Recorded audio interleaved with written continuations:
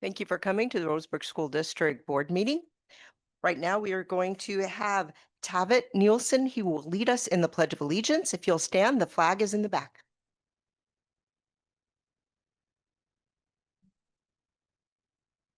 Turn on the light.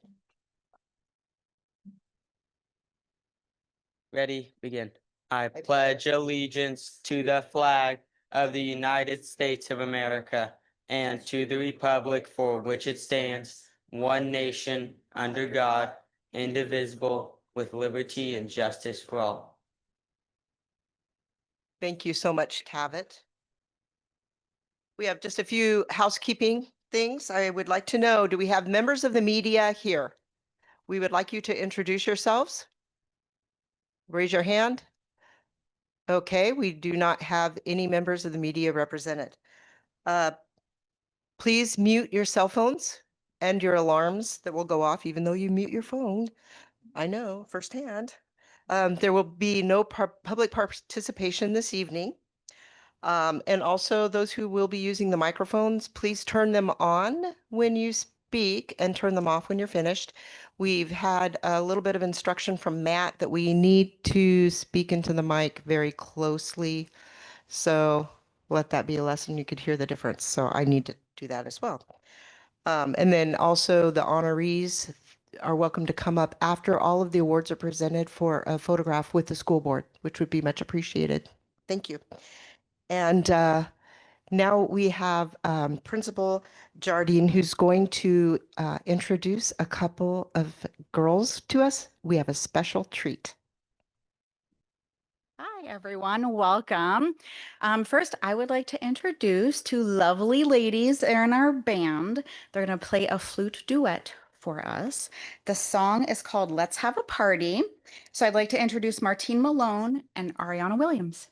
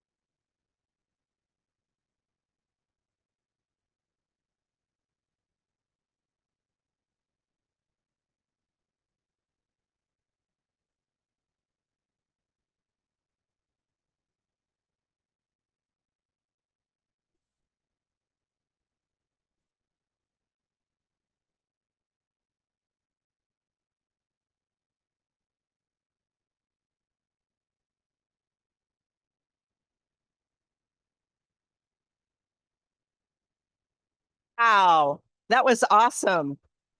Thank you. Thank you, thank you. And now we have a wonderful principal's report from Principal Jardine. Thank you. Okay. Welcome to Fremont, everyone. Thank you guys for coming to visit. It's nice to have everybody here. Who's going? All right. Start our slideshow. Okay. Um, so the part that I like the most about our strategic plan is right in the center when we're focusing on all students receiving the care and support. I just love putting that in the center of all of our work and making our school a better place that kids want to come to every single day. So that's what we're focused on here.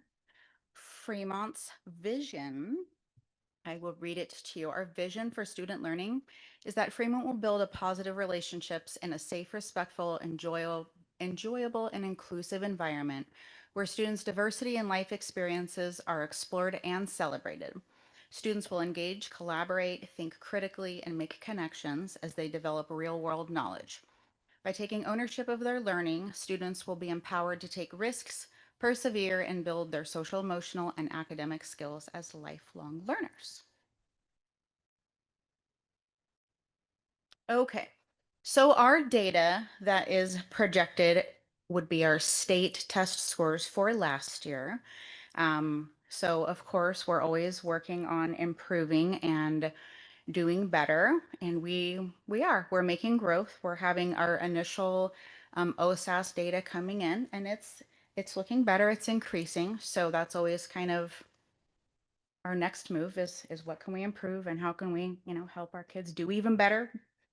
Um, Yep. So that's literacy and math. Our third goal is just kind of focusing on the path to graduation. And first, we got to get kids at school. We got to keep kids at school. And one of the ways to do that is for them to like being at school and enjoy what they're doing. So we have been taking a look at, our tardies in class, not getting late to school, but they've been pretty much cut in half, which is nice. Um, a lot of our consequences and things like that have reduced, but we want to keep kids in classes. They can't learn if they're not in class. So that's kind of always our goal and things we're looking at. So that's kind of our third goal. Okay. Okay. So our literacy goal was to increase by 7% on OSAS, and our math goal was to also improve by 7%. And then I just kind of explained the third goal to just reduce our discipline and occurrences, keep kids in classes so that they can continue to learn. We are working towards these. We didn't quite, the data is not official because we're just kind of wrapping up. We didn't hit the 7% mark, but we closed the gap by at least over half for our initial unofficial results. So I'm happy about that. Always working towards helping our kids get better. For our literacy goals, a lot of the work we're doing for literacy and math and just across the board is to bring in student discourse and student talk into our classroom. So kids are having more opportunities to talk, work together. We learn a lot when we have conversations with people and just being mindful of providing those experiences for kids. Our teacher leaders participate in professional development on Wednesdays. That is kind of structured around student discourse. Our department leads attend.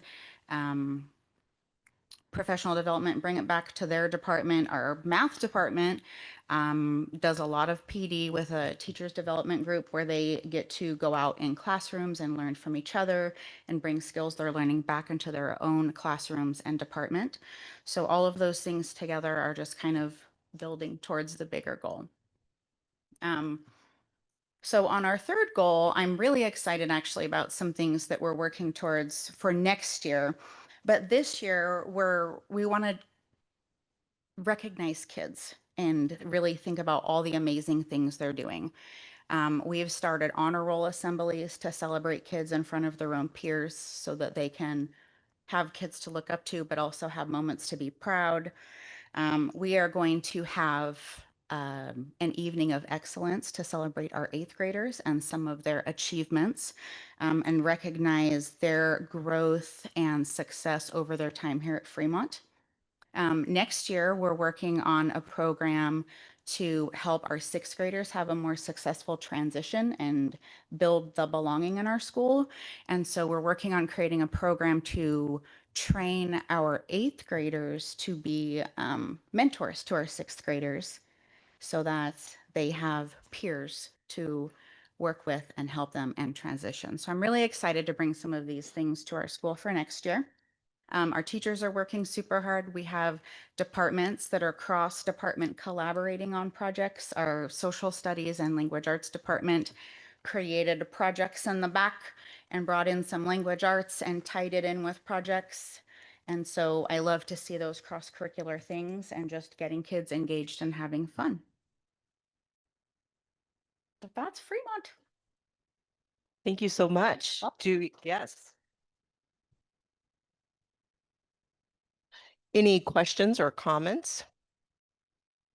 I'm excited too with the three things that you're implementing, especially like the evening of excellence and the honor assemblies. Those are great. Getting a mentor for your sixth graders. It kind of see a lot of mirroring with what goes on in the high school, which is great that we're starting that so there's continuity all along. But I will conclude that because I know you have to run to do a family thing. So be blessed, go fast. Be safe though. Don't drive too fast. Thank you. Um, so the next thing we have our wonderful leadership report. We have Spencer Bingham and Olivia Shirtcliffe sitting next to her dad, which is great. So take it away, guys. So good evening, everybody. As you said, is that good? Okay, my name is Spencer Bingham. And I'm Olivia Shirtcliffe. We're here to share some exciting updates on what's been happening at our high school lately. Let's start with some highlights from leadership. Prom was amazing. 575 students showed up, and thanks to the hard work of our student musicians, vendors, volunteers, and staff, everything ran smoothly and safely. Senior events are in full swing too. We got our senior family brunch coming up on the 18th. It's a great way to celebrate not just the seniors, but our families, teachers, and mentors that have, kind of helped us through the high school process. And then we'll wrap our year up with senior sunset, and that's on the last day of school. We are also getting ready for homegoing week. It includes lunchtime games, dress up days, raffles, and a super fun assembly. I'm pretty excited for the assembly because during the assembly, there's going to be a senior staff basketball game. So we're probably going to embarrass some of the staff. Last week was Staff Appreciation Week, and we love celebrating all of the amazing people who support us every day. Our leadership class handed out bagels, ran raffles for custom Starbucks cups, and put together appreciation videos. There were a couple of extra things too. FFA gave away succulents, yearbook handed out treats, and admin bought pastries. It was a total team effort. We've also started volleybuff practice, so that's our boys volleyball tournament, and that game is going to be taking place during the homegoing week. Seniors are 100% going to win. Interviews and applications of current high school students for next year's leadership class are complete. We're so excited to welcome our new group of student leaders. They're so awesome, and get to interview/review applications of incoming freshmen. And right now, campaigns are going on for next year's ASB president, VP, and then class reps. So it's pretty cool to see all the students getting involved. There's magnets flying around everywhere and 10-foot posters and a bunch of videos going around. So that's been pretty cool. Now for sports, our softball team is crushing it. They're currently ranked 8th in the entire state, and if they hold that ranking, we'll get to host 2 playoff games right here in Roseburg. Baseball is still going strong, currently ranked in the SWC, and the track and field just finished their last home meet. Next week, we've got varsity districts at North Medford with 2 athletes competing in each event. I also know that at the last meet, there were multiple records broken, so that's super cool. In boys tennis, one of our double teams has the most wins in the league, 10. And girls tennis is hosting the district tournament at the YMCA this Thursday and Saturday. We also have big news from golf. Zach Williams qualified for regionals and then is now going on to state. And the girls golf team qualified too. Shout out to freshman Lana. She won the whole district tournament, and I think she's got a real chance at making it pretty far in the tournament.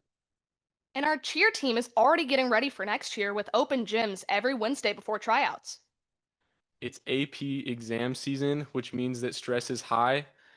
From calculus exams on Monday to sophomores taking their very first AP test, everyone's been working super hard.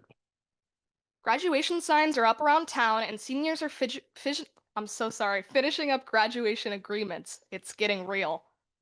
We just had college commitment day on May 1st, and it was super cool to see where everyone's headed to college or trade school or the military. I don't know if you guys ever walked into the high school, but there's a little bulletin, and everyone has their senior picture with where they're going and a little deal of what they're up to. So that's pretty cool to see. Earlier this month, we had our Evening of Excellence, where we honored outstanding students in academics, activities like FBLA and robotics, and even gave a special moment to our exchange students. 2 days a week, we offer ELO sessions. Those are extra learning opportunities with snacks and help from teachers. It's a great way for students to get caught up and stay ahead. And we've got 34 students, led by Mr. Merrill, headed to Europe this summer. They'll visit England, France, Germany, and Austria, and I'll send you guys a postcard. In advisory, we've been doing weekly grade check challenges to help students stay on track. We also just wrapped up a super cool email professionalism challenge, and basically it was who could write the best email. And to finish off the year, we're getting ready for our summer send-off choir concert on May 27th. It's going to be a great way to celebrate the end of a big year. From prom to sports to academics and AP testing, it's been a packed couple of weeks, but it's also been exciting, meaningful, and full of growth. We're grateful for your support as a school board and community. Thank you for giving us the chance to share everything we're proud of and everything we're still looking forward to. So we're finishing up the year strong, and we're excited to see what happens next. And sadly, I'm graduating, but I'd like to just thank all of you guys for always being super kind. And then I'd like to again just open up for any questions you guys might have. We're going to miss you. I miss you guys too. Yeah, and we're going to miss you too, Olivia. She's going to go to a different school district, but she's been a real light. So that's great. Do we have any questions or comments? Great. You guys are awesome. Perfect. Thank you. Just busy, busy. Keep it up. You're going to go far. Thank you.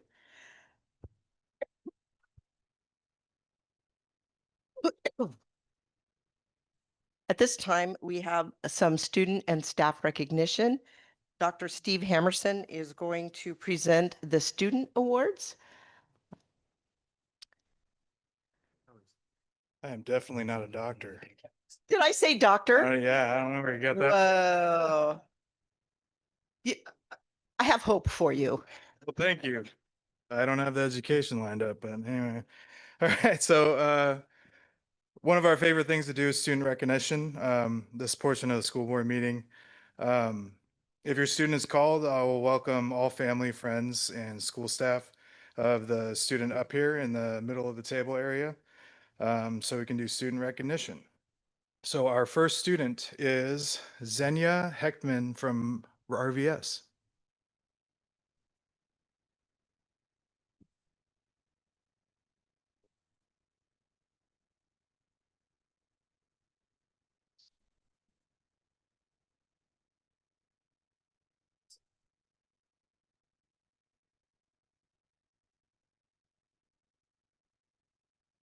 Move this podium back. And it reads, Xenia consistently and quietly distinguishes herself at the top of the class. She is the kind of student who doesn't need to be reminded to add thoughtful detail to her writing or to double check her math work. She simply does these things on her own. Xenia is an exceptional student for so many reasons, but what truly sets her apart is her constant desire to learn and do more. Another quality that makes Xenia outstanding is her willingness to help her classmates, not for recognition or rewards, but simply because she enjoys supporting her friends and seeing them succeed. Congratulations, Xenia.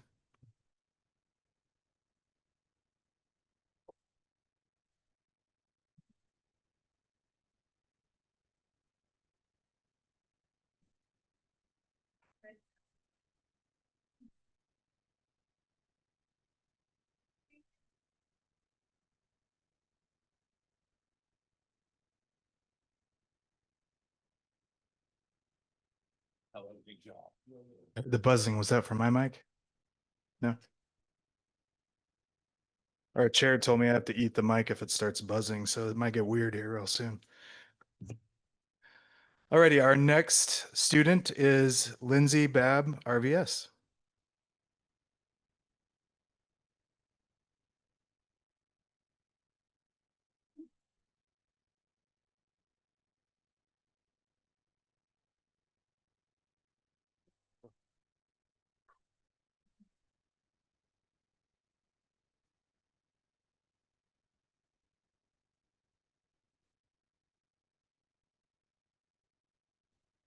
And it reads, Lindsay demonstrates many qualities that contribute to her being one of the most exceptional and outstanding students at RVS.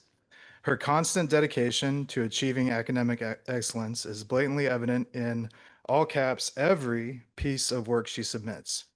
She will work at something until she achieves perfection. This is not an expectation put on her by anyone else, but by her own desire for excellence. She exemplifies leadership qualities in and outside the classroom in many ways. Her compassionate nature to other students sets her apart from her peers. And it says she is so deserving of this award. Congratulations, Lindsay.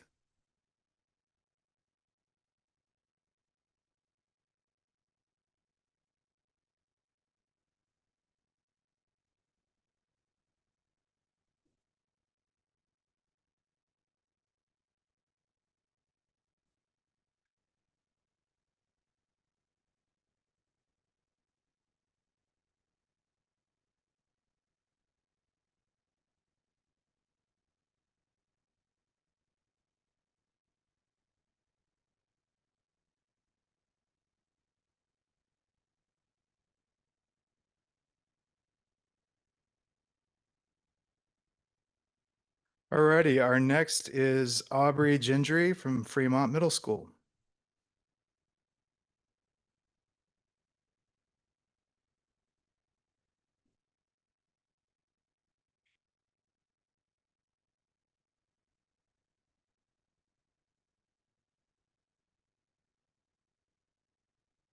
We're in the right building for this one. It reads, Aubrey is a one-of-a-kind student. Not only is she one of Fremont's strongest examples of integrity in the leadership class, but she also does competitive dance outside of school. Many have seen her shine as a stellar athlete in other programs, including volleyball and basketball. In the classroom, she is kind and hardworking. She will participate when others are quiet, help classmates when others are struggling, and ask questions to advocate for herself when she needs to. She is the first person to be done with an assignment, but also the first person to ask the teacher to give her feedback for improvement. She is humble, engaged, and exudes empathy for others.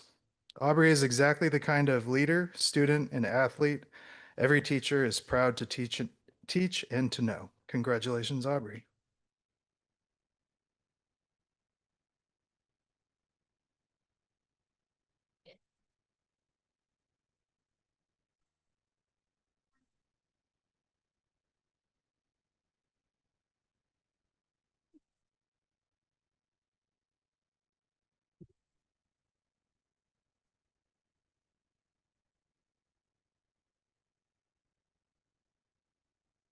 All right, our next is Roseburg High School, Antonella Martinez Bryson.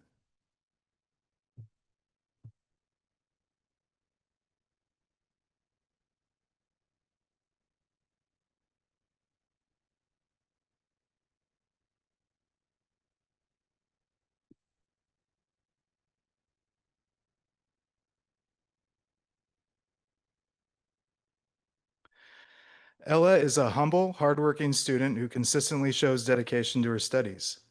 Always respectful, engaged, involved, and positive, she is a joy to have in class. Despite facing challenges, Ella never gives up. She pushes herself and continues to grow. She is focused, always on task, and dependable, consistently submitting high-quality work on time. Her kindness and willingness to help others make her a valued peer. As she graduates this year, Ella has proven herself to be determined, intelligent, and capable of great success. She is a wonderful student to teach and truly an amazing young person. Congratulations, Ella.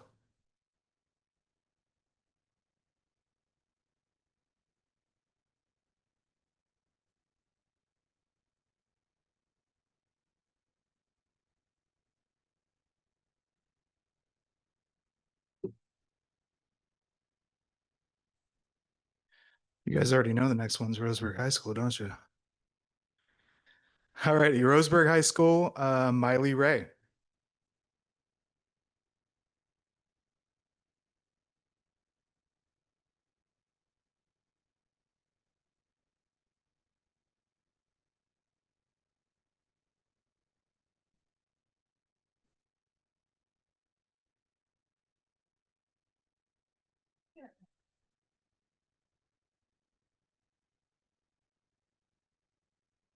Sometimes the space gets awkward.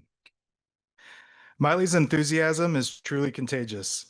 She brings an energy that gets everyone excited, whether analyzing literature or cheering at a school event. Miley's radiant smile brightens the room, and her kindness touches everyone she meets. As a freshman, her wit, intelligence, and dedication quickly advanced her from standard English to honors. She tackles every challenge with the same drive, from crafting insightful essays to dominating the pickleball court. I got to get into that. Miley inspires those around her, not just through achievement, but through the joy and determination she brings to everything she does. Congratulations, Miley.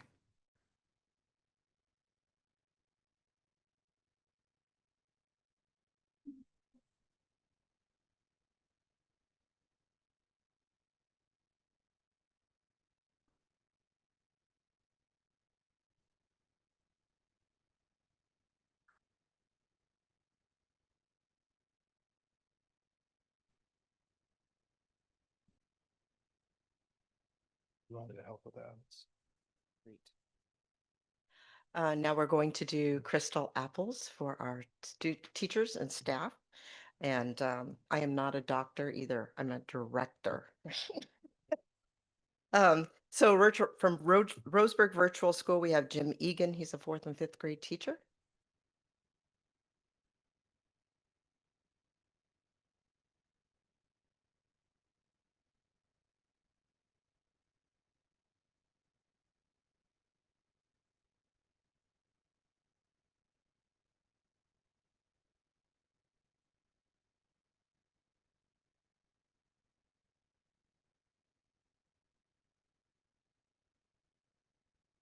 RVS is grateful for Jim's hard work, consistent candor, and ability to somehow always beat the sun to school. While the rest of us hit snooze, Jim is already halfway through his to-do list with coffee in hand and purpose in that East Coast stride. In person or online, Jim's passion for student learning and growth will resonate with his students for a lifetime. He is a staunch advocate for students and continues to hold high expectations for himself and for the students who are lucky enough to be one of Mr. Egan's kids. Thank you for your sacrifice and service, sir. Go Sox. And his crystal apple reads, "The worm has been earned, early bird." Congratulations, Jim.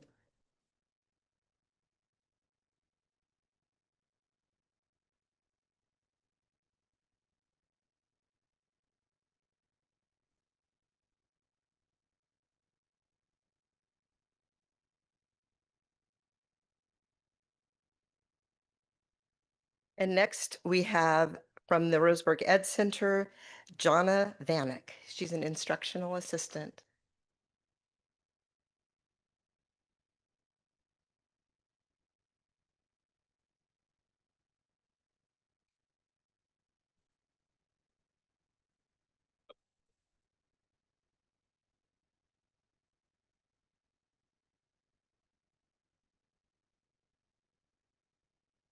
So is someone going to hold this for you?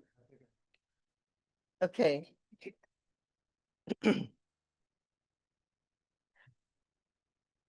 So Jonna consistently enters the Ed Center with an eagerness to take on any task in support of student growth. Her calm, approachable demeanor helps students feel at ease, and she makes genuine efforts to connect with students who struggle to trust and build relationships with adults.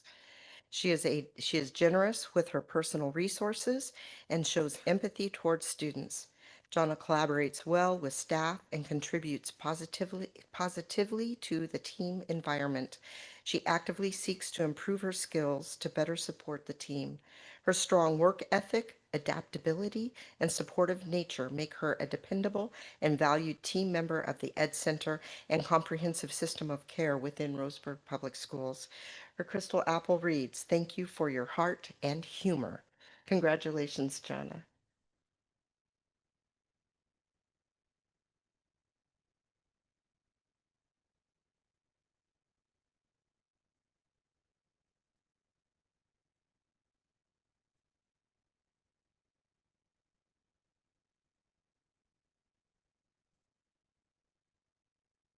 Okay, and now from Fremont Middle School, we have Carol Lynn Soffer, band teacher.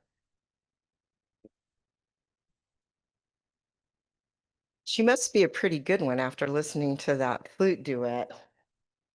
So yeah, Fremont people, come on up.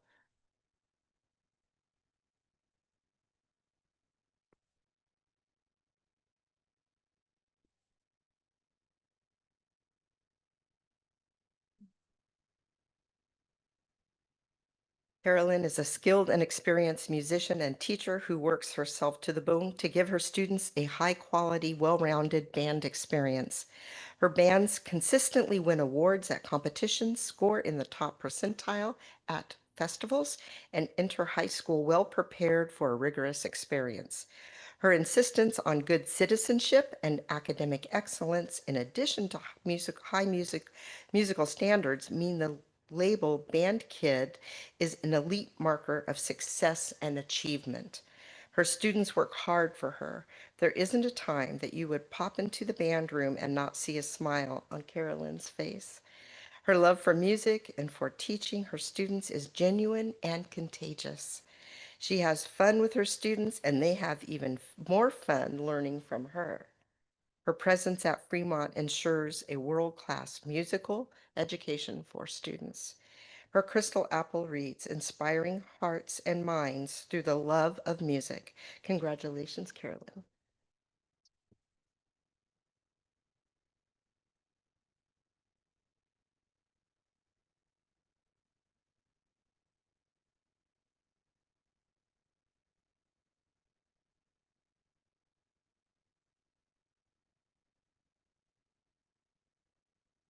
And now from Fremont also, we have Angie Hall, the cafeteria lead.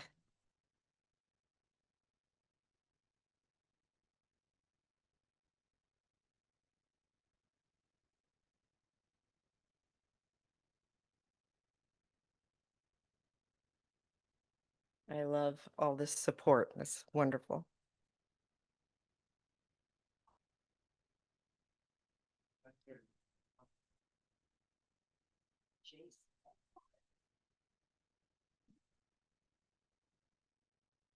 Fremont is incredibly fortunate to have someone as dedicated and caring as Angie, whose tireless efforts make a daily impact on the school community.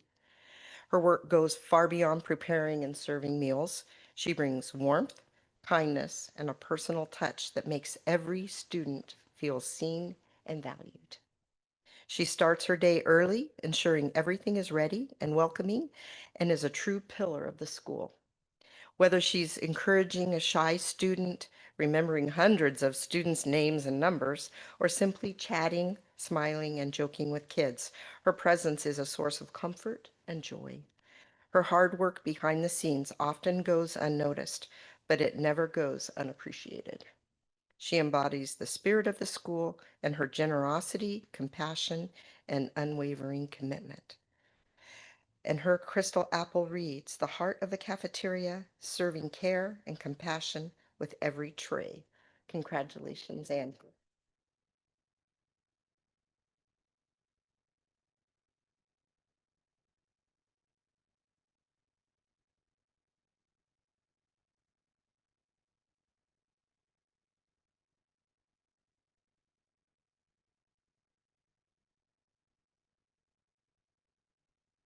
So at this time, I'd like to encourage, just a minute, all the award winners to come forward.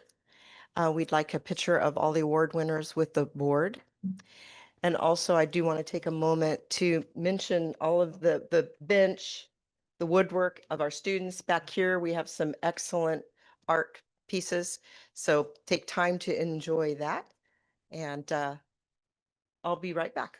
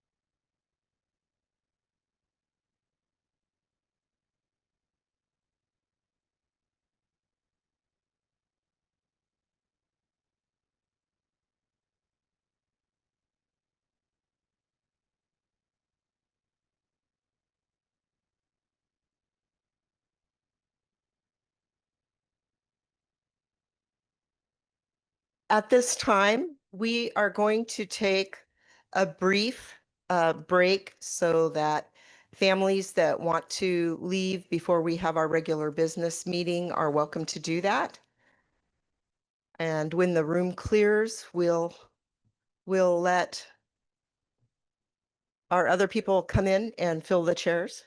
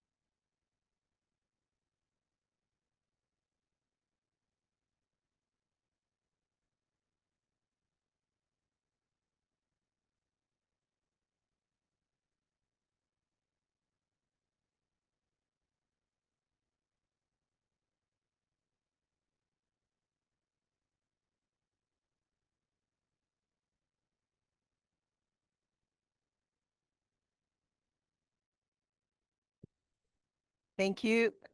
Thank you so much for coming. This is the regular business portion of our meeting. And I'll hand it over to Superintendent Cordon. He will cover the review of the agenda and communications to the board. Thank you, Madam Chair. Again, great to be here at Fremont tonight. Appreciate all the being here and all the artwork and STEM stuff in the back. There's no changes to the agenda since this publication. In terms of communication, I want to welcome Director Krimitz, who's joining us via Zoom tonight, as she's out of the area. Also like to welcome this evening via Zoom legal counsel Jenny Hilliard, who's a partner with Miller Nash, and also welcome OSBA Board of Development Director, Dr. Kristen Miles, who's here to present the report this evening. Thank you very much. The first item on the agenda is the consent agenda. We have recommendation for hire for 3 elementary school teachers, one from Jolene and one for the high school, and 3 notices of retirement or resignation. Also in that is our gifts to the district. I want to especially thank Matthew Brockelmeyer for donating to Hillcrest Elementary and to Director Andrew Shirtcliffe for generously covering the cost of the upcoming 2025 Golden Apple Awards ceremony. That's on May 19th at 4 o'clock at the Rose Theater at the high school, where we will honor esteemed educators who are leading the work of our district's strategic plan. So at this time, I would entertain a motion to approve the consent agenda as presented. Motion to approve the consent agenda. Is there a second? All in favor? Aye. Okay. Okay. It carries unanimously. Motion. Yes. And Anne, I'm sorry. What was your vote? Yes. Okay. Thank you. At this time, we have a proposal for a GPA weighting discussion. And so, yes, Principal Vickery and Spencer, yay. I'm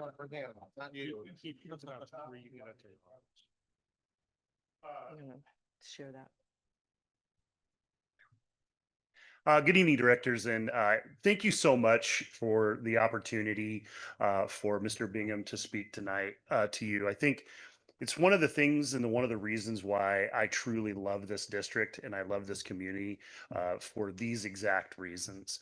I can tell you that I've met with Mr. Bingham for a couple different times about this topic and his preparation for it, and we know that it's a complex and integral topic at the very least, and he has really done his homework and is prepared and ready to give this speech for you tonight. I'm up here for more of a technical standpoint. If there's questions that do come that are more of a technical nature, I can hop in, but this is Mr. Bingham's time, and I'm going to let him go. Yeah, long time no see. So again, for those of you who don't know me, my name is Spencer Bingham. Tonight I'm speaking to you as a student who believes that the ability to change happens when we are enabled a chance to hope. I'm here to speak and ask the board to consider the implementation of a weighted GPA system. A weighted GPA is a grading system that gives additional value to more challenging courses like AP and honors classes. In the traditional GPA system, all classes are treated the same. An A in a general class counts as the same as an A in a college level class. Typically, when the idea of a weighted GPA is brought to light, it's to be able to reward the top students for their incredible academic achievement. Students who are taking 5 AP classes and pushing themselves to do the most they can. Students argue that our schools shouldn't have 40 valedictorians, and they wish that their hard work was recognized. Essentially, this argument is to differentiate the top 10% of students from one another. That is not why I'm here. Throughout my high school career, I've worked tirelessly to maintain a 4.0. But what most people don't see is the psychological toll that comes with it. The pressure to be perfect. The anxiety over even a single B. The constant calculation of what risk is really worth it. There have been so many times I was 2 seconds away from switching out of a class that I knew could benefit me, for the sole reason that it might jeopardize that 4.0. And that right there, that fear of taking a challenging class is exactly what a weighted GPA system is meant to address. Students should not be plagued with this extreme self-induced fear and anxiety. Kids at school are already facing so much stress. They're already worried about their grades, their friends, their life.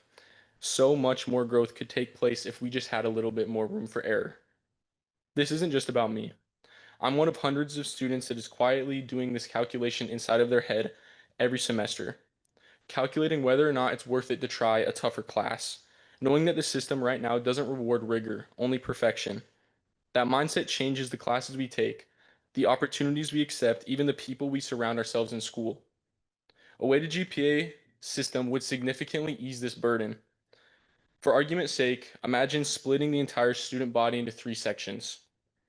It sounds blunt, but for argument's sake, imagine that the top 20%, despite what teachers of the school district does, will have a more negative outcome. On the flip side, imagine that that top 20%, again, despite what school district and teachers do, they will succeed. That means, and I believe that the majority of the decisions that this school board makes should be in aim to motivate that 60% to achieve greatness.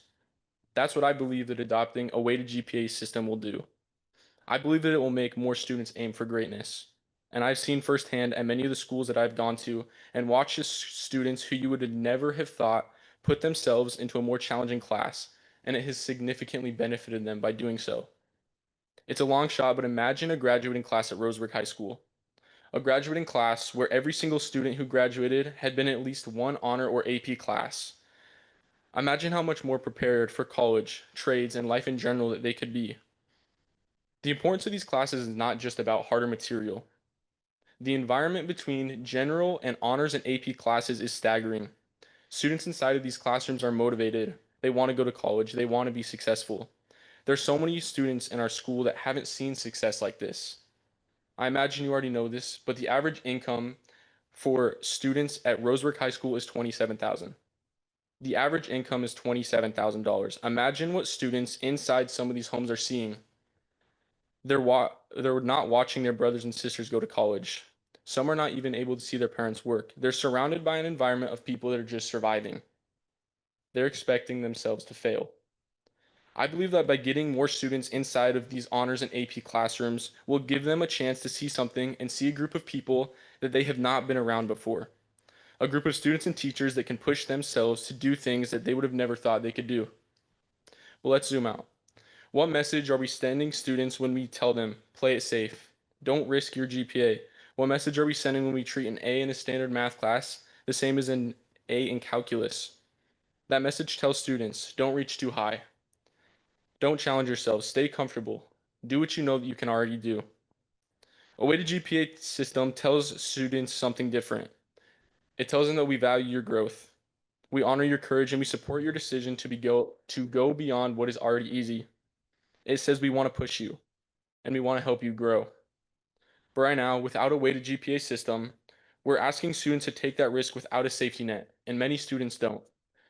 I've talked to so many students, friends, that have opted out of classes that would benefit them, benefit their career. I have a friend that next year is going to be an engineering major, and he didn't take AP Calculus because he was scared. I'm asking you to change that. It's true that there are multiple arguments against using a weighted GPA, and I've already handed to Mr. Corden my research, and not now, but when you guys have time, I would really like if you guys could go through that. Inside are every single argument that I've found against using a weighted GPA system. Along with that, there are solutions and things that other districts around the country have done to fight that. Implementing a weighted GPA system won't magically fix everything, but it's a start. It's a start towards equity, ambition, and a school culture that encourages our students to try. It's about opening doors to advanced coursework, to college opportunities, and to a mindset that says, I belong here. By adopting a weighted GPA system, this board will be sending a message to the students at Roseburg. We believe in you, and we want you to believe in yourself. I'm not here asking you to protect perfect students. I'm here to unlock the potential in the students that don't even realize they have it yet. I'm asking you to help students hope. And if you guys have any questions, I'd love to answer them, but thank you for your time.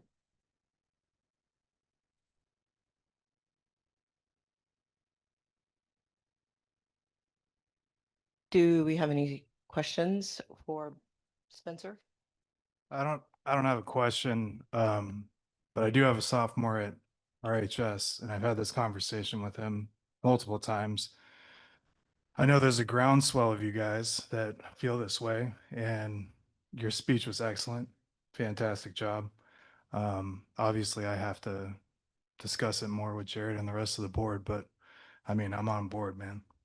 Thank you. And real quick, doing this, I asked a lot of students, and there were a lot of people that were willing and ready to show up here. And I felt like for the sake of the meeting, that would probably not help. But talking to people, they want to see the change. And I think the most powerful thing from asking is some of the smartest kids I know that would have benefited the most, they were the ones that argued against. They said, well, how does it disadvantage other students? And that's when I started doing the research. And I just think that it's not just about having, a 4.9 on your GPA. I was worried about that for a while. And I feel like a lot of colleges have adapted their system to have that not really be something that's affected. But I think that the psychological toll is such a real thing. I, myself, I've experienced that so much. This year with AP Calculus, there's not going to be a college that accepts me because I have an A versus a B. But that feeling of failure and feeling like you didn't amount to your goals is such a damaging thing. And I think that a weighted GPA system could significantly help with that.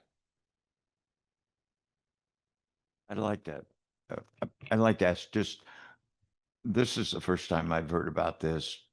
You've given us some material. Will you come back and talk to us again once we've had a chance to discuss this and look over the material? Yeah, I'd love to.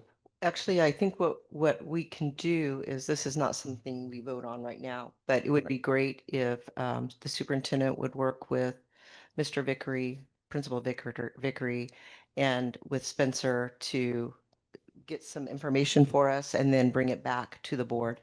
Yeah, At least a that'd be perfect. report or motions or action items or whatever is needed. Thank you. You did a wonderful job. Yeah, thank you guys for your Thank you. time again.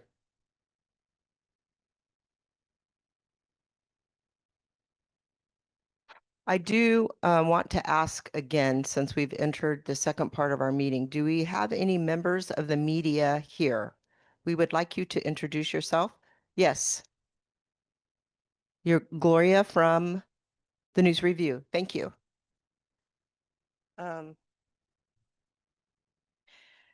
At this time, I want to give just a little bit of a background. It's item number 3 on the agenda. It's report of audit findings related to Phoenix Charter School.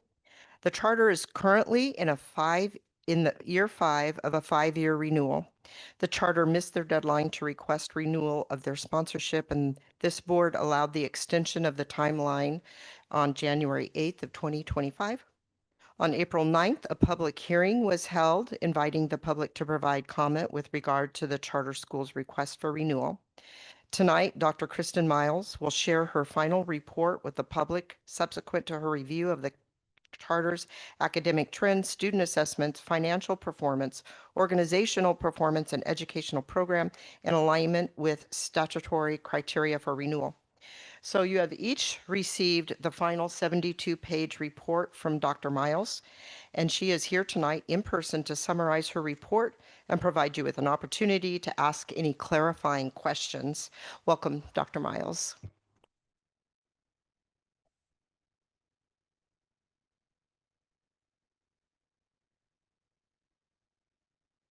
Thank you, Chair Minor, Vice Chair Cotton, and members of the board. Thank you for having me tonight. My name is Kristen Miles, and I am the Director of Board Development at the Oregon School Boards Association.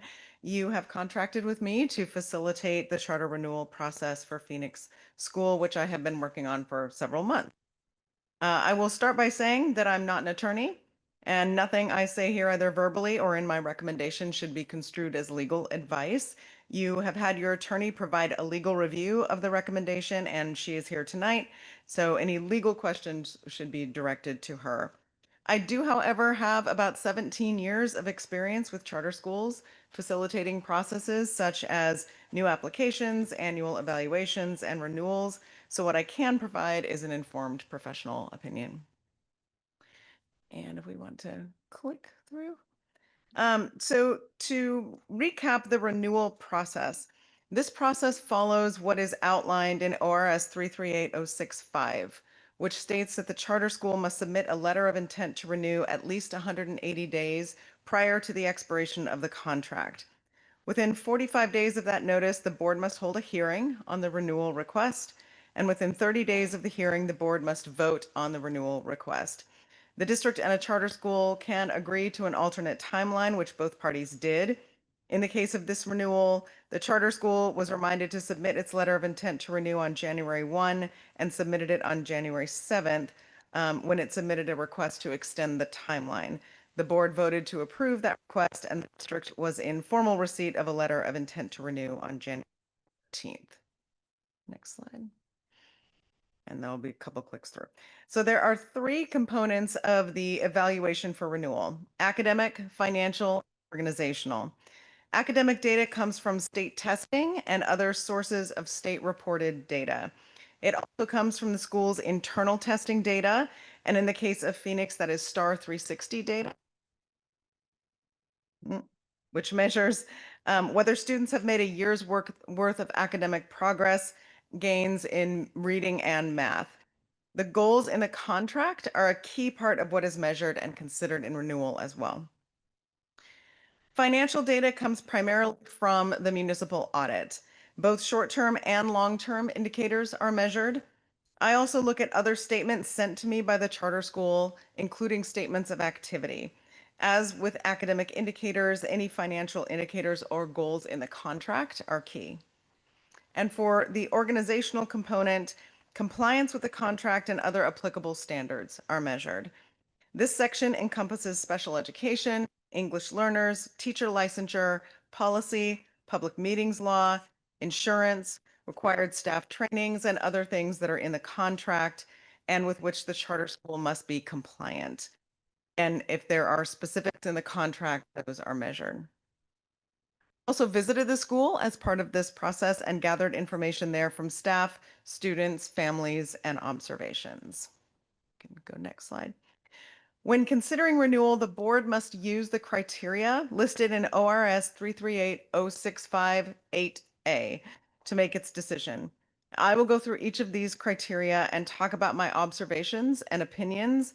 Again, not a legal opinion, but you have much more detail in the report as well. So we can go through these. First, is the charter school in compliance with ORS 338 and all other applicable state and federal laws? In this section, what was particularly concerning was teacher licensure. As you will notice in the report, I began checking in the Teacher Standards and Practices Commission, the licensing body of Oregon, their website, to see if the teachers at Phoenix were properly licensed or registered. As you likely know, a charter school may have up to 50% of its teaching and administrative FTE on a charter school registry, which is a different kind of licensure. It is quicker and easier to get. It does not require a teacher education program like full licensure does, but it is allowed for charter schools.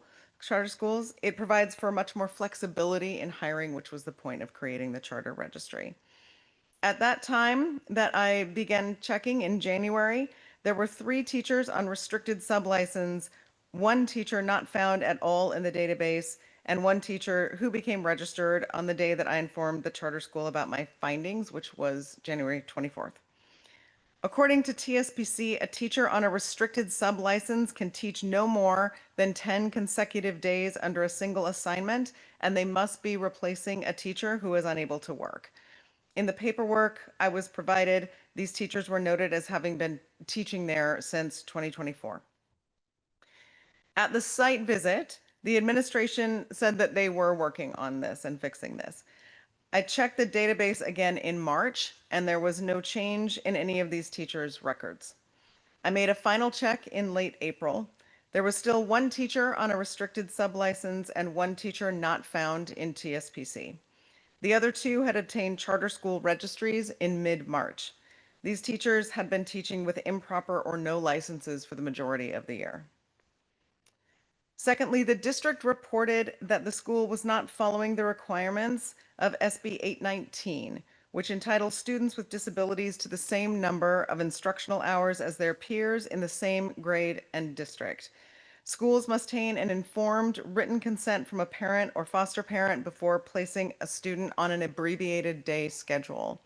The district reported that there was missing paperwork requirements for students on abbreviated schedules, and the school seemed unaware that this was for students on IEPs. So for this first section, my opinion is that the school does not meet this criteria. Next slide.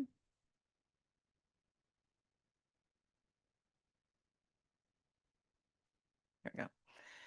Second, is the school in compliance with the contract? The charter contract requires that the school have a licensed special education teacher, which I was informed it did not at the beginning of the year. There was also an incident where the school misunderstood that a student had a right to a manifestation meeting and the district needed to step in. The charter school is required to serve English learners. I asked Phoenix for their EL plan and they responded that they relied on the district for these services, but the district said that they had never been asked for nor provided EL services to the school. At minimum, the school should stand ready to serve an EL student should one enroll. Teacher and staff credentialing in the contract I have up there, and I've already covered this.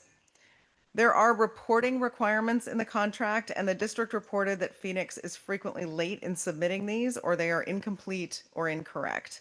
Some examples that were provided by the district included special ed paperwork and paperwork for ESSER funding, and the availability of information about public meetings and minutes. I did see board meeting minutes and board meeting information on the website when I checked, but my understanding is that this posting and availability is a recent development. Student performance goals were not met as required in the contract, which I will get into in a moment. And finally, the contract requires that the school conduct surveys of families, staff, and students. I requested copies of these surveys in March and April and did not receive a response. On May 3rd, I received a response from the school that no records of surveys could be found, but that they could provide testimonials upon request. My opinion in this case is that the school does not meet this criteria. And we can go to the next slide. Yeah, this will take a couple of clicks. Next is the charter school meeting or working toward meeting the student performance goals and agreements specified in the contract or any other written agreements between the charter school and the district.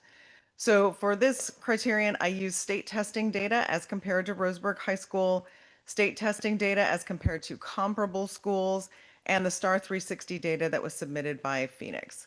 State testing data came from the accountability details report, and graduation, completer, attendance, and dropout data came from spreadsheets on ODE's students homepage. I'm going to focus on the goals required in the contract tonight, but my opinion is that the school does not meet this criteria. Next slide. There's a great deal of information in the report itself, which you can find. That would be hard to cover in this presentation. However, just looking at the year 23-24, you can see that Phoenix sits below the average and median for attendance, four-year completers, five-year completers, graduation, and dropout rate as compared to both Roseburg High School and comparable schools. As noted in the report, not all of the comparable schools in the contract could be used. Some of them had not enough data to be reported, and some of them were no longer, or at least one of them was no longer a school. I asked Phoenix if there were others that they recommended, and I did use the ones they suggested in addition to any in the contract that still existed or that had data sets big enough to report. Go to the next slide. Regular attenders is a metric required by the contract. There was growth in 2 years, but the regular attendance rate was never above 21% since the baseline data in the contract of 24%. And the current data provided by Phoenix is 13.36%. The median rate was always below the comparable schools. Next slide. The four-year completer rate is another metric in the contract. Phoenix saw alternating increases and decreases throughout the contract. The rate reported by ODE in 23-24 was 38.5% for four-year cohort completers.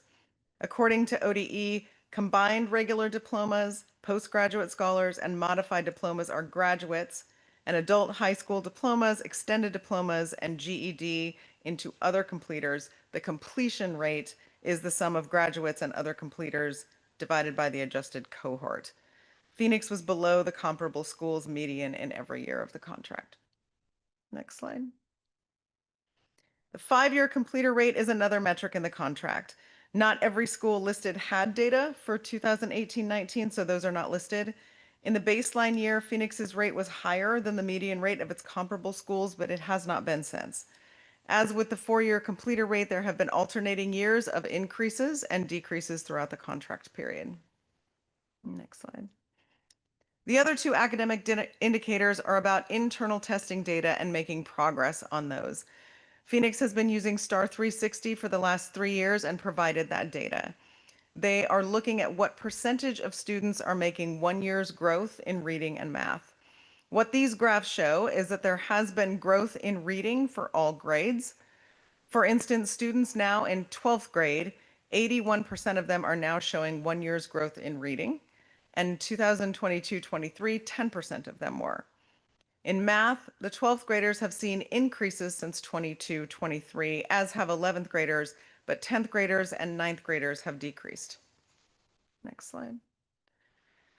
The next standard is the charter school fiscally stable and has it used the sound financial management system described in the contract? I will note again that I am not a CPA, so I consulted with district financial staff for this section.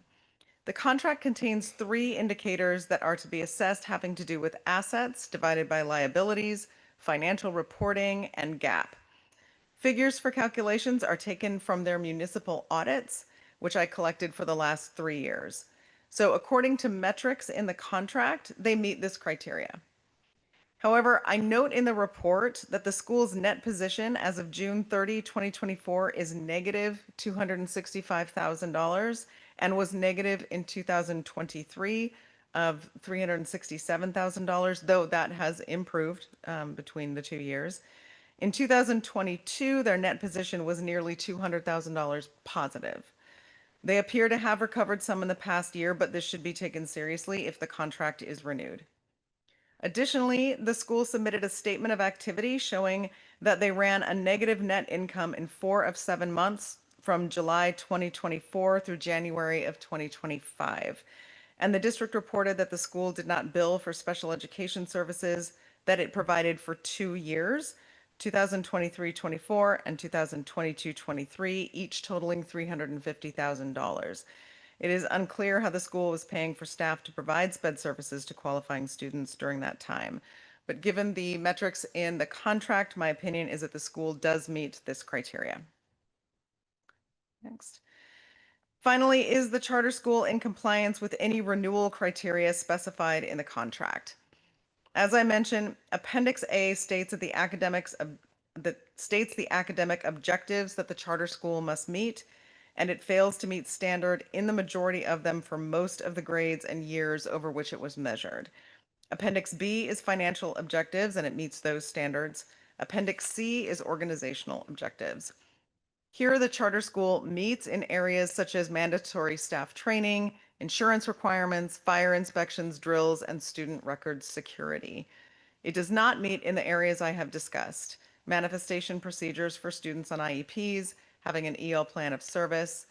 There is no policy or information that I could find on 504 plans and other contract deliverables.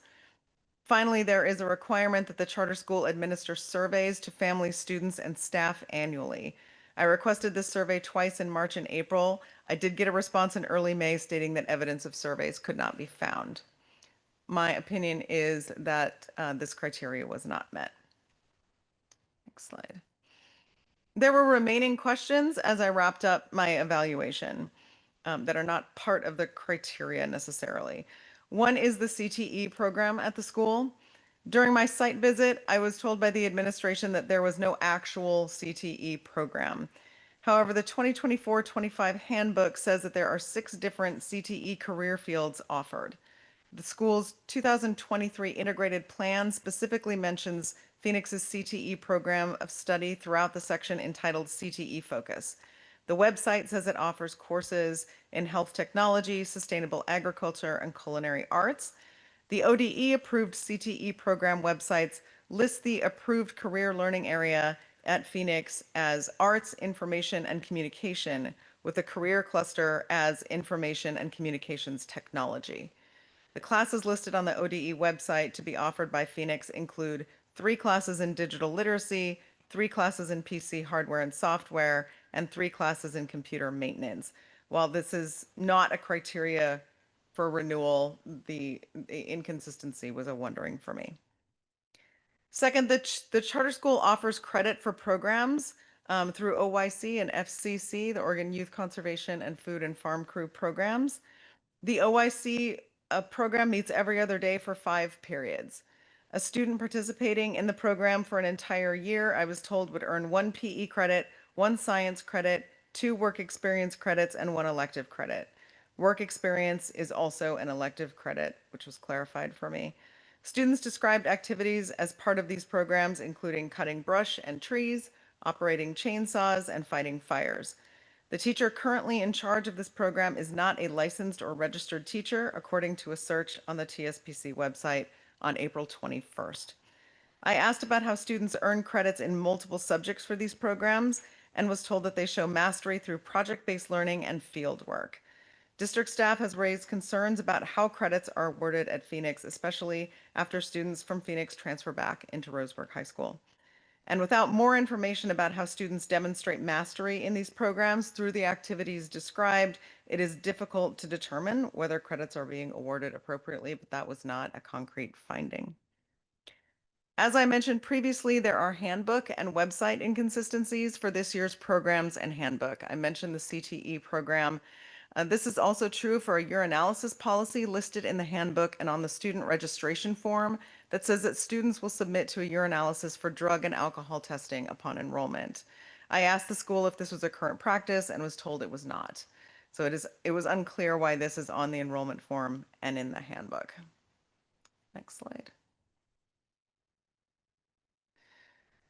So now I'll go over the rest of the timeline that summarizes the report. Tonight, you will vote after this presentation on whether or not to renew the charter. If you renew, then the school and the district will enter into contract negotiations. According to ORS 3380655E, the contract must be executed within 90 days of the date of the renewal vote. However, if no contract is executed at that point, the current contract remains in effect until the new one is executed. If the board denies the charter school request, the following steps may be taken as per OAR 581-026-04007. First, the process could end, and Phoenix could pursue other options to remain a school, such as other sponsorship or becoming a private school. Or, the charter school may address the reasons for non-renewal as specified in the board's decision and resubmit the renewal request to the district within 30 days after the date on which the charter school was notified of the board's decision, which would likely be tomorrow, or whenever you send that, the district should send its decision to school leadership after the vote is taken. If the charter school resubmits the request in that time frame, the district will review the resubmitted request, including holding a public hearing. The process kind of backs up. A public hearing within 45 days of the request, and the board would need to vote within 30 days of the date of that hearing. If the board approves the resubmitted request, the school and the district enter into contract negotiations. If the board denies the resubmitted request, the process could end and Phoenix could pursue other options, as I mentioned before, or the charter school may request a review of the decision to the State Board of Education. That request must be made within 30 days of receiving the notice of denial, must be made in writing, and must also be copied to the district. Within 60 days of that, the State Board of Ed, state superintendent, or designee would review the decision of the district and would either uphold the district's decision or order the district to reconsider the request. And I want to note that as per the charter contract, It says, in the event Phoenix School should cease operations as a public charter school for any reason, including but not limited to the non-renewal or revocation of its charter or dissolution of the nonprofit corporation, Phoenix Schools' legal authority to operate as a private school shall not be affected by this contract. Believe that is all, and I am happy to take any questions. I have just one quick question concerning the urine analysis. Just is it legal that a school can require, I know they're not actively doing it, but I'm just out of curiosity, is it legal that a school can require a UA of its students? I can't answer the legal question. I don't know if Janae would like to weigh in on that. So, I discussed this with the superintendent, and ultimately what we discussed was that this would not be something that you would do in your schools. I haven't evaluated if there's some exception for the charter school. I don't know that there is. So it's certainly a concerning policy. And my understanding in talking with Dr. Miles is that they're not actually even implementing this. They have the policy, which is a concerning policy, but they're not even implementing it.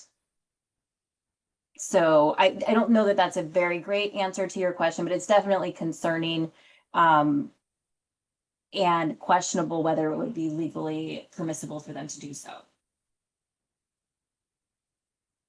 Thank you. Any other questions, clarifications?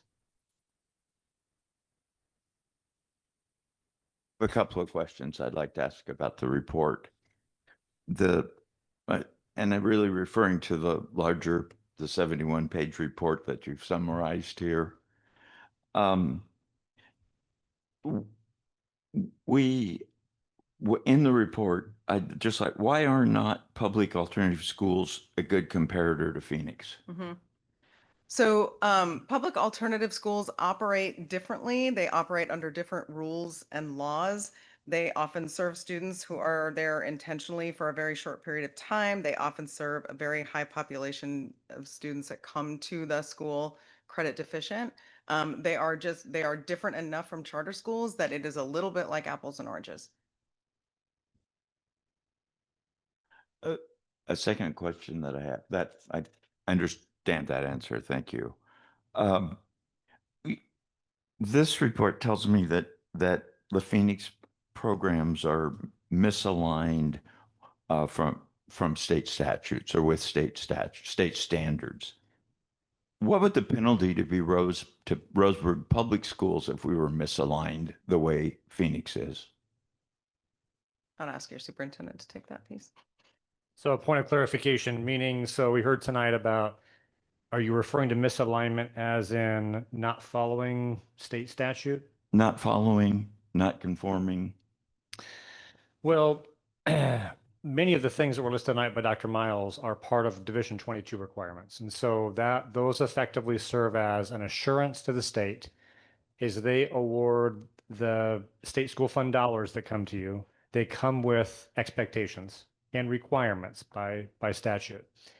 So if our school district were not following those, you could get into a situation where you get technical assistance.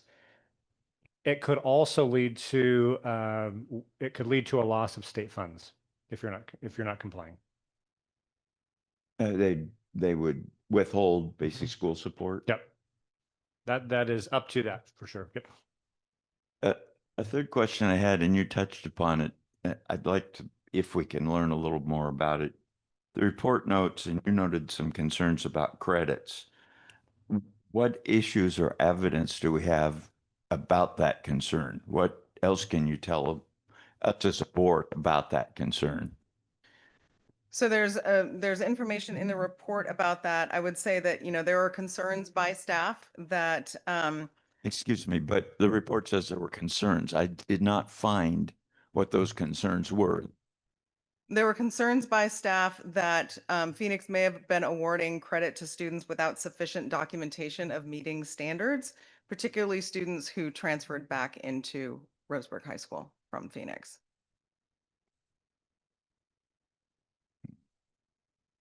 What statistics do we have about students that move back and forth between Phoenix and Roseburg Public Schools? That's for Mm, superintendent. Yeah, I can probably answer that. I mean, we enroll every student that comes to register, and so I'm not sure that we have exact statistics I could give you with that. What I can say is we do have students that move between the two schools with some frequency.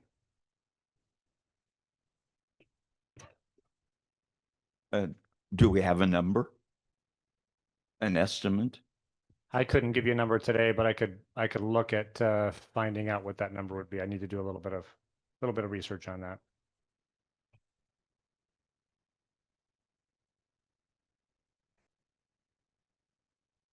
Any other questions, clarification, whatever? I do have one question.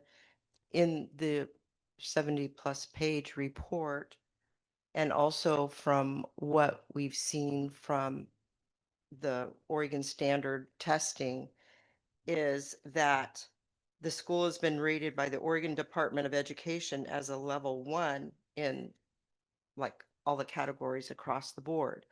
Well, I just want clarification on what does level 1 mean? Could you answer that? So each year there's the state school report card for each school. Along with that comes an accountabilities details report, which looks at all students, ELA, math, graduation rate, 4-year completer, 5-year completer, 9th grade on track, and each one of those categories is given a level. If a school is rated as a level 1, that means in that category, they fall below the 10th percentile for all schools in the state of Oregon. If you have level 1 across the board for all students, or you fall below 5% for all students in the state of Oregon, or if you have a graduation rate below 67%, then that means you are labeled as a comprehensive school, which means that there are serious concerns that you fall below the 5% mark for schools in the state of Oregon. Thank you. Do we have any other questions? Okay. Thank you so much, Dr. Miles. We appreciate your trip down here and thank you for your report. Thank you. At this time, I would entertain a motion on the renewal request from Phoenix Charter School. I move that the board deny the charter renewal request of Phoenix School of Roseburg, finding that the charter school does not meet sufficient criteria in ORS 338-065A, and delegate authority to the board chair to work with the superintendent to send a non-renewal notice to the charter school stating the reasons for denying the renewal request. Do we have a second? I'll second it. Okay, we have a motion and a second. Any discussion?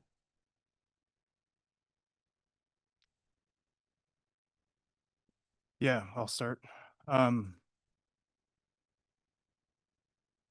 heard several communications, both in person and via email, that if we do not renew the sponsorship, that Roseburg School District is closing Phoenix. I want to state for the record, that's false information. We have no control over that decision. So I'll leave my comment pretty quick, but if the Roseburg School Board does not renew the sponsorship, and I personally was a parent of a child at Phoenix School. Personally, as a parent, I would show up to Phoenix's school board meeting tomorrow at 5, and I would have 2 questions for the board. One would be, what is the plan at this point in time to seek new sponsorship? And the second question would be, what is the plan at this point in time to seek an executive director that will physically be in the school 8 days a week, 25 hours a day, until the problems at that school are fixed? And I'd show up at every board meeting that Phoenix had until those questions were reasonably answered. If you read through this OSBA report, me personally, it's made this decision pretty clear and pretty obvious. But I'll yield. Other comments? Any other discussion? Yeah, I'd like to say something. Well, I read over the last couple weeks a lot of letters. I read every one of them that we received, and they were really interesting. They were really heartfelt, a lot of emotion. There were victories, there were success stories. I read them, you know, I really, and I thought, wow, this is amazing. But then again, I realized that these were emotionally charged because, you know, you're dealing with people's lives.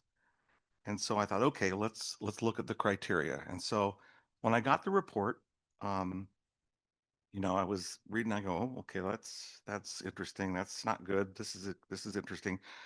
Um, First of all, my background, I taught CT for 25 years. And it's schools up in Portland were there are all the poorest schools in the Portland area. And I had a lot of students that were basically in the same place that a lot of the Phoenix students are in.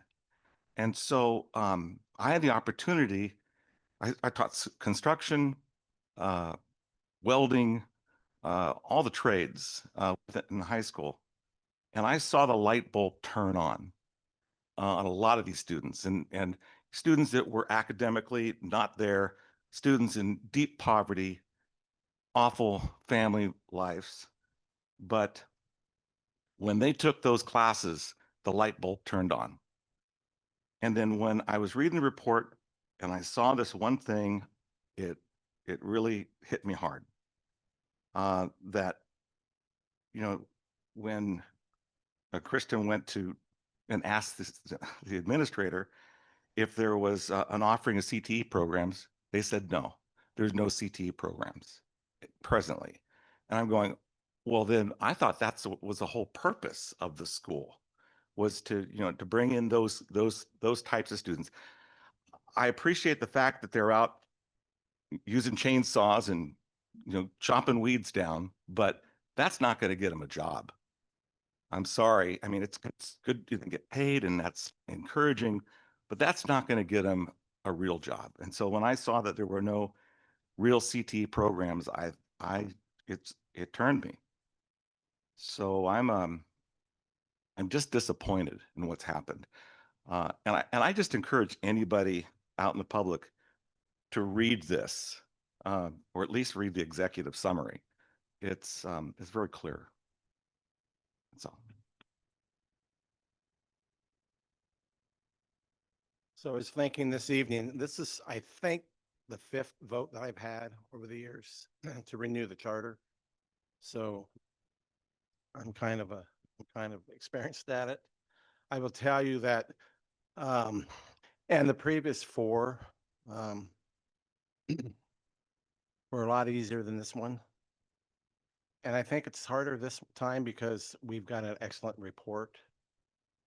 And we had a good process in place. And for the past 5 years, we've been having check-ins with Phoenix quarterly, I think. And they've not always gone well. And so I'm somewhat surprised that that this stuff wasn't handled much prior than the past 6 months. I think your board let you down. We have no authority over Phoenix except to renew the charter. That's it. And so we can give suggestions, which we have. And it just kind of feels like they've gone on deaf ears. And so we don't have the authority, as Steve said, to close Phoenix. That's not our authority at all. That's going to be up to their board, what they want to do. But I hope it works out. I have seen good things at Phoenix and it has helped kids, but that's not what we're voting on tonight. We're voting on, do we renew the charter? and there are Oregon statutes that we have to follow.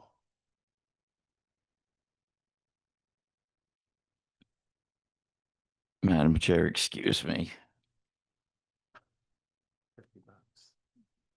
I don't know if that rang to my outside or not, but it came to my hearing aids. Proper teacher licensing seems a very important issue to me, charter, public, or private. And it seems to me that the Phoenix School has a significant failure in providing proper instructional educational services. Secondly, correct credits seems a very significant issue to me. But I still feel we need some clarity on that issue. But nonetheless, I'd like to ask Dr. Miles a question, and that is, this renewal report recommends that Phoenix Charter not be renewed. This recommendation seems to be based on substantial evidence, which I know what that means in a court of law, about Phoenix's performance management. And if I read everything right, it says Phoenix School failed on 4 or 5 criteria to comply with the ORS, failed to meet 4 or 5 criteria for academic objectives, met 3 of 3 financial objectives, and failed to meet 6 of 14 organizational objectives. Is that correct? Yes. So on the 4 of 5 academic objectives, every year by grade is mixed, as you can see in the report. Some years and grades exceed or far exceed. Some years and grades fall far below or do not meet. Each criterion for that metric includes meeting some expectations and not meeting others. Okay.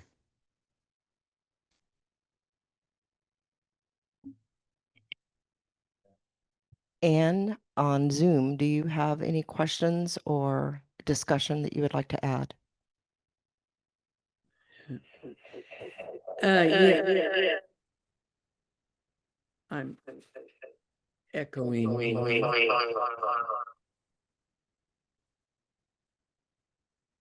I just wanted to say that under the grant of charter, section 1 says that the mission of Phoenix is to conform to the mission to students there to create pathways to college and careers through high standards of academic achievement, career technology or technical education, and personal growth.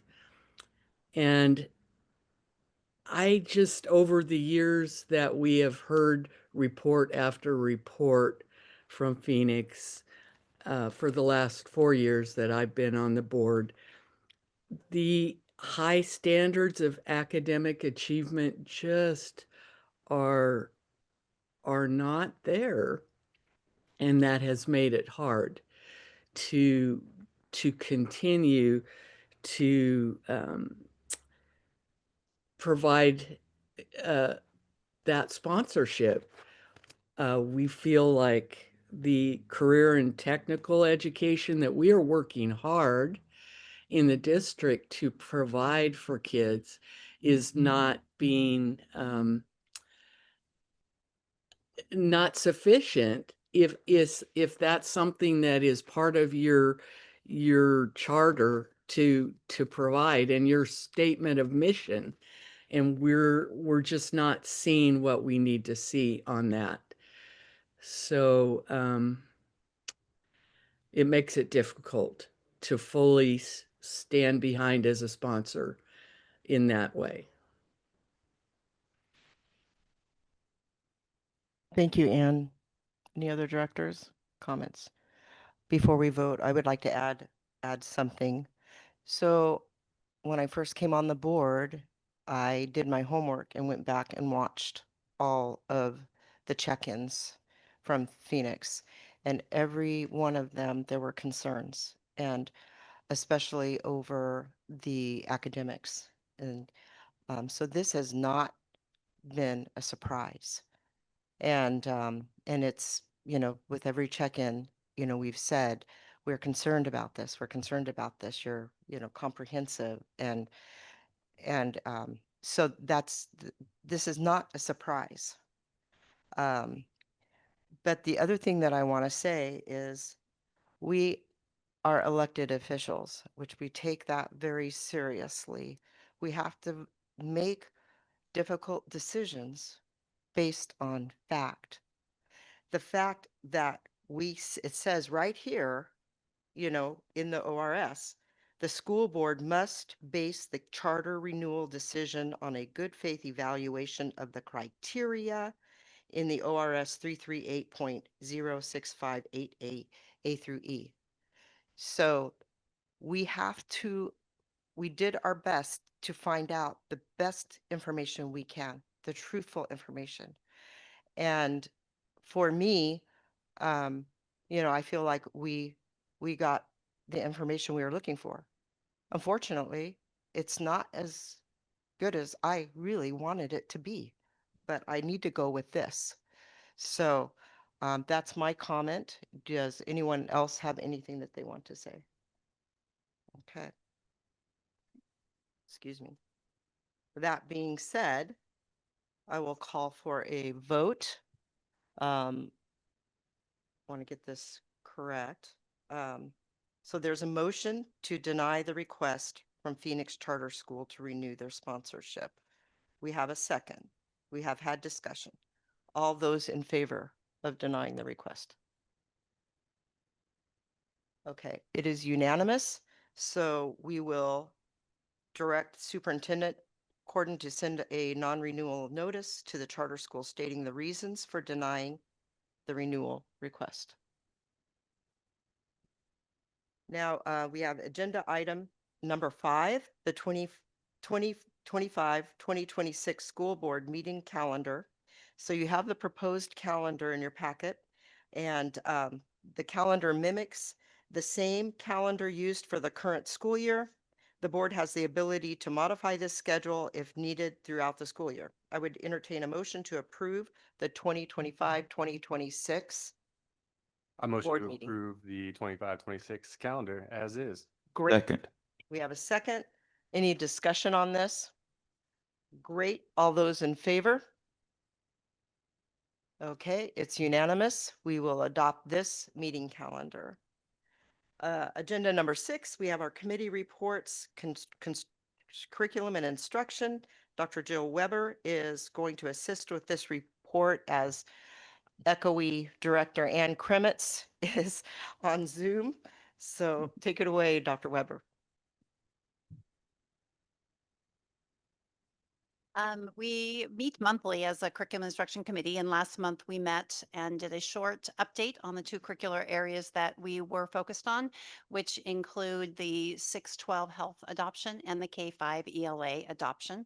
In addition to that, we spent time talking about a multi-tiered system of supports that we're looking at as a complete district, and focused in on how we support all students through that process. So that basically is how the meeting went.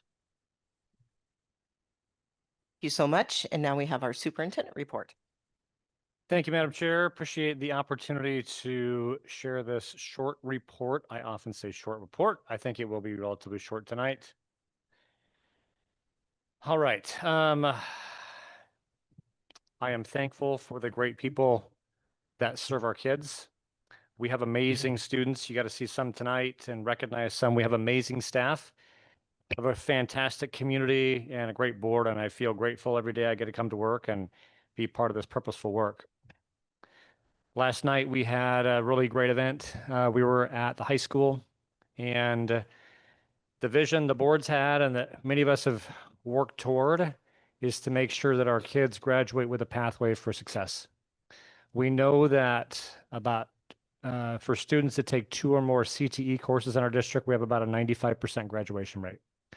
It's really important for me personally and professionally, and I think for this board, and I thank you for supporting this and our staff, to make sure that we're providing students a pathway forward, that students have an opportunity to lean into something they value, to see themselves maybe in a place that they didn't expect they could be. And I'm so thankful for our staff that's working toward this. Thankful for UCC staff, our leaders, our teachers, our kids and families and others.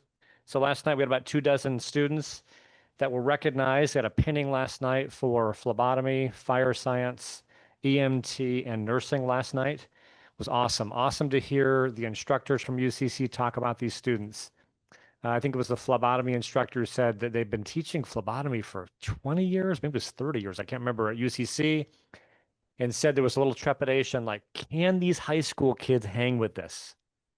They were getting up at 3 in the morning for 4 o'clock a.m. clinical experiences while they were playing lacrosse and doing dance and doing AP courses. And the teacher said, it's the best cohort I've ever seen. The kids can do it. And it does take a community. It takes parents and kids who see that. It takes teachers who encourage them. And one of the great things I love, and this kind of came out last night, is it's not just our CTE program and our options aren't just about one department. It's not just health careers. The kids need to know how to write and read. And so it's the whole school and community getting behind these kids. It was an awesome event. Super proud of our staff and kids for doing great work. And in terms of partnership, Umpqua Health, we've been pushing, saying, come on, give some kids a scholarship. And so they had planned on one scholarship, a $2,000 scholarship. They had the scholarship. They kind of got it out late, and they had 8 students apply. And to their credit, Umpqua Health Alliance actually awarded all students a scholarship last night, all 8, which was awesome. So thank you to our staff and kids and all those who have supported these kids. It's neat to see that what we're creating is happening. It's not just theoretical. It's not like, wouldn't it be cool if? And I tell people all the time, take your vitamins. We're just getting ready. We're just getting started, and it's going to be great. In terms of care, support, and instruction, kids are just doing great things. Our staff's doing great things. There's a couple of just good example. We had our pre-K kids recently showing off their artwork to some people in the community, their own families. Awesome. Here's a little 4, almost 5-year-old kiddo excited about the work they're doing. When we talk about care and support and instruction, it's not just at the high school. It happens early with families, and it happens early with kids, and that's important. On the right-hand side, you'll see that we had some RHS kids up at UCC talking about career opportunities. These particular ones are around first responder opportunities. We've got some good news we thought we'd share with you today. Track is going, in fact, I was a little upset, missed the meet today. There was a meet today, which was great, but we've got great people in the community that are supporting kids. And we got some really good news today. Up in Eugene, as you know, the U.S. Track and Field Championships happens. And these are where the top athletes in the world are.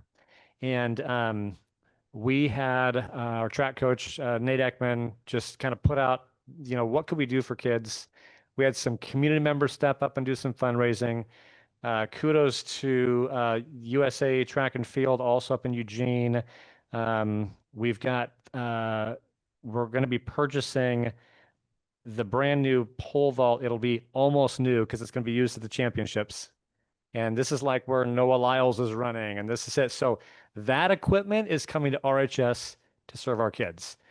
And it comes because of great partnerships, and it comes because people believe in kids. So it's just another cool thing. That'll be starting blocks, the pole vault, and the pit high jump there, the putt. So super excited about that. Also, we've got graduation coming up. Graduation is an awesome event. Looking forward to seeing the board there. That is going to be Saturday, June 7th at Roseburg High School, Finley Field. It'll be on YouTube and live streamed as well. This is a community celebration. It's awesome. And our kids spend the last part of their career in the high school, but I'm hoping every elementary school parent and teacher and every middle school parent and teacher and our whole staff can rally around our kids. It's an investment we make, and it's so fun to see these students, to see their growth, and it's exciting to see what they'll do, and want to make sure, I look forward to seeing the board there. I want to make sure we share this ceremony with our community. Also want to recognize Andrew Shirkliff here. You weren't expecting this, were you? So let me tell you a quick story. It's important to recognize people for their hard work. Our staff doesn't get into the work of education to be recognized. They don't get into the work of education to become rich. They don't get into this work to think of themselves. These are very selfless people. Their DNA is collectively very, very selfless. And that's what gets you in this work and it keeps you in the work. And we've had some great community traditions. What the board does is awesome. Crystal apples and recognizing people is great. We've had a tradition of a golden apple as well. And we had a sponsor who let us know that they weren't going to be able to cover that anymore. And it kind of came late. And we kind of said, hey, what are we going to do here? It was important for us to recognize people. And I think in an era which maybe education is questioned or teachers are questioned, and, is it important? We really felt like here, this is important for us to do.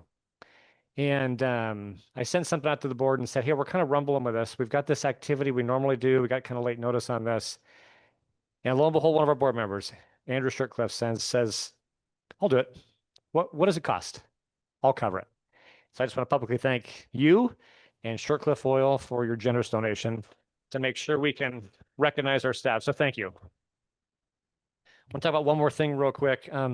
We continue to expand partnerships.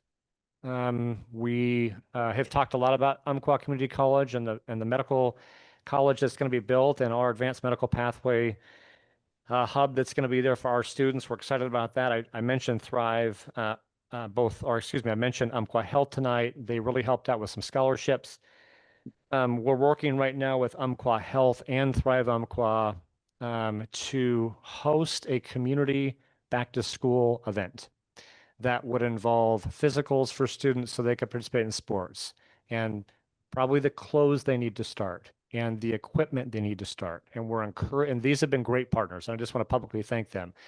We believe strongly that the community should rally and will rally around students. There's going to be 2 events. We'll host one here at Roseburg High School. It'll be available for all students, regardless of what school district you belong in, to get you a great start in school. And there'll be one hosted in South County, I think, it'll be after the August 16th event. Want to publicly thank Umpqua Health Alliance and Thrive Umpqua for their partnership as we find out how to have a more encouraging, thoughtful start for students. I'll just end with this. I love this quote, that the best collaborations create something bigger than the sum of what each person can create on their own. We believe that.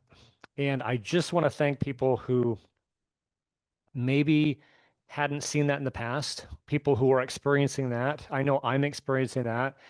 We can't do the work alone, and it does take all of us. And I do want to continue to just thank those people in our organization, our parents and outside of our organization who were welcoming into the organization to help us create something that we couldn't do on our own.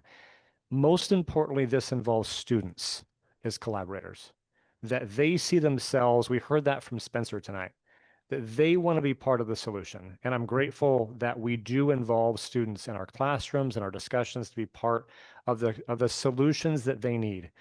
We aren't getting kids ready for our past. We're getting kids ready for their future. And I love the fact our district embraces that. We want to hear from anybody that's interested in supporting students, including the students themselves. Thank you. Thank you so much, Superintendent Corden. Now we're going to move into agenda item number 8, the Board of Education reports. We'll just kind of start with Director Shirtcliffe. I have nothing to say that would benefit the children.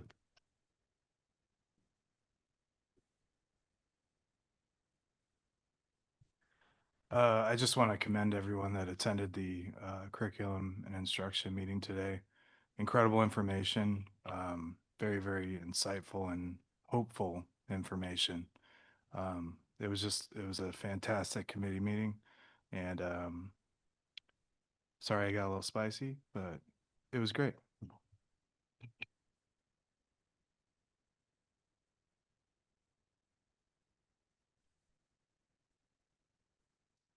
I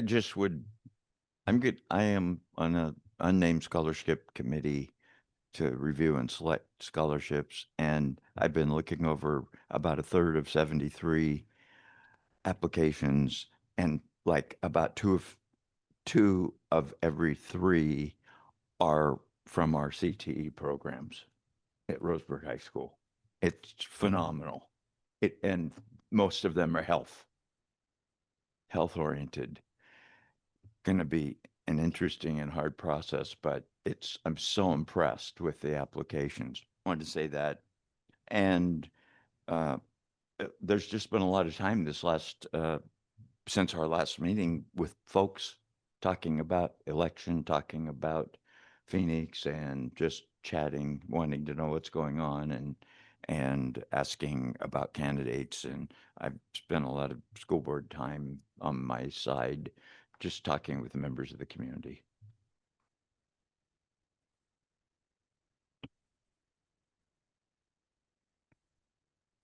Thank you, Jesus. After tonight, we needed that. I'm glad you mentioned the election. We have, well, and still here, the 3 candidates that are on the ballot for Roseburg next week. They're working very, very hard to get elected. I think they're all running unopposed. But so if you haven't turned your ballots in, you need to get them in here soon. And I want to thank fellow board members. It just really, I don't think the public realizes the amount of work that you put into this, and it's just really a pleasure to work with each one of you. Appreciate it. The feeling is quite mutual. So there have been so many things going on, so I'm going to whittle down my list. But before I do, I want to ask if Director Kremitz has anything she wants to say.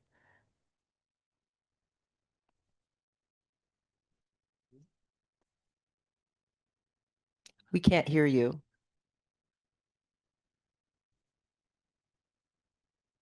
Read her lips. She said no thanks, I'm good. She said, I have nothing to say. And I think you're on mute, Ann. All right. Just wanting to, can you hear me now? Oh, that was it. You had it. And we had you. I'll let you know here. I think you're still on mute. You done? There you go. Okay. We can hear you now. Okay. Just so I wish I had been there today, but I think that so many of our feelings are so we're together and so wanting our kids to all succeed, and all of our decisions really have that in mind, and the pathways that the community is going to be able to work with us and collaborate with us so that all kids can succeed and get to a successful future, like our strategic plan really has been driving. And I think the curriculum, I'm part of that team. I think we've got some good decisions regarding that are going to help with our literacy really increasing. We're going to see our skills really grow for our kids, and that's a main key to success. So I'm looking forward to great growth with that, and we just appreciate the community and all of you. Anybody that has been watching, we just are working together to do the best in this district for all of our kids. Thank you, Dr. Kremitz. Director Kremitz. It's the director doctor thing. So I like that, doctor. Yeah. Okay, so like I said before, it's been really busy. I was amazed. We're a theater family. We lived on the East Coast for a long time and did a lot of theater stuff. The 2 middle schools coming together to do Shrek. My mind was blown. That was the most professional, best middle school production I've ever seen in my life. And those kids can sing. We're talking kids singing, but these are like adult singing. I mean, amazing. Mind was blown there. I want to give a shout out to my neighbor. I've watched her grow, Sylvia Ekman. She's been reporting on the leadership team, and she has been accepted at Harvard. So I want to give a shout out to my neighbor. So I'm really excited. She said she's studying government. So I'm very proud of her. The other thing is, and this is, you might need to help me with this, but we judged a Sodexo cook-off for our students. And so we got all these students and we tasted all the food, and the winner was from Melrose, Cole Stark. And he went on, he's going to nationals. There's only like 5 kids, and he's one of them across the nation. So, woohoo! Wouldn't it be awesome if he wins? His food was phenomenal. I mean, it was amazing, like a cilantro thing with crema. Oh, it was amazing. So, just wanted to give a shout out to him. So proud. So at this time, all the regular business of the board is completed, barring no objections. I conclude this meeting.